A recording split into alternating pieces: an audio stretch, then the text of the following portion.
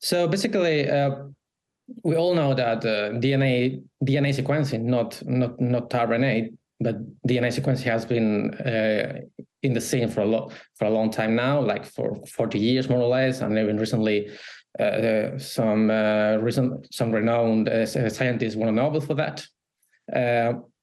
That in this case, RNA, it has been mostly ignored for those years.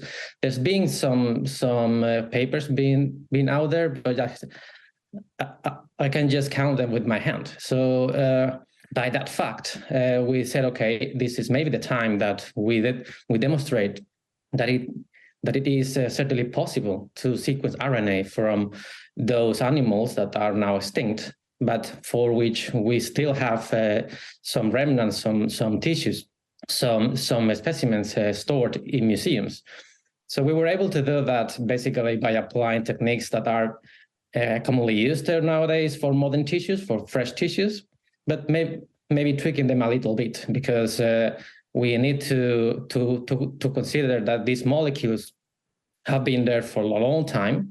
They have been degraded, partially degraded because of the time, but by tweaking those protocols a little bit, we were able to do that.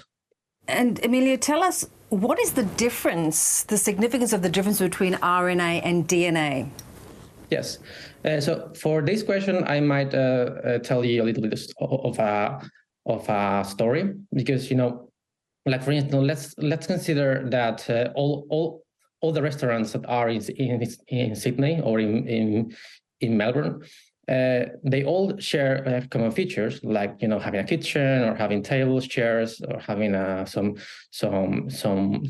waiters. Yet they are all different in a sense.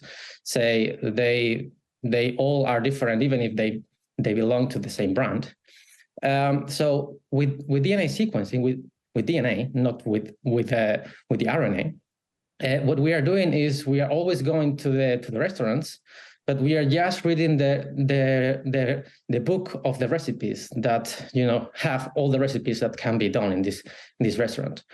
We might learn a lot about how a dish is to be made, but we are just doing that all over again and again and again, and always and reading the same book. So we can learn a lot, but we are missing the real stuff, which is going to the restaurant and actually having dinner there, or just assess how many dishes have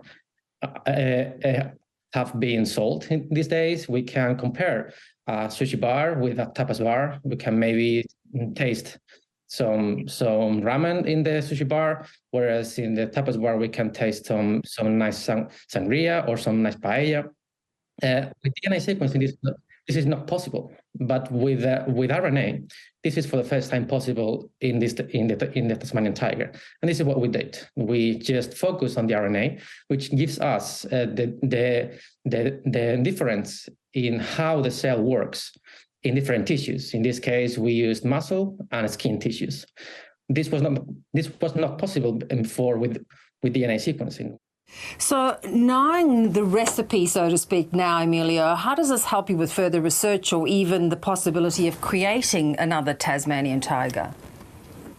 By knowing the recipe of the Tasmanian tiger, say the DNA or the genome of the Tasmanian tiger, we can certainly know a lot about its biology, about how it was, about which animals are closely related to it that are now living nowadays, like the Tasmanian devil, for instance, or the quolls. They are closely relatives to this Tasmanian tiger.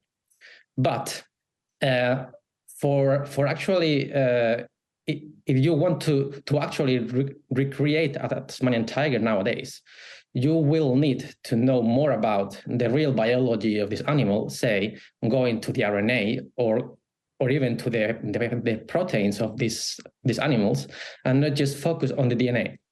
Don't get me wrong, you can know a lot of the biology of the Tasmanian tiger by just reading the book, the recipe book, but you want to know how actually those recipes were made when the Tasmanian tiger was alive just 90 years ago.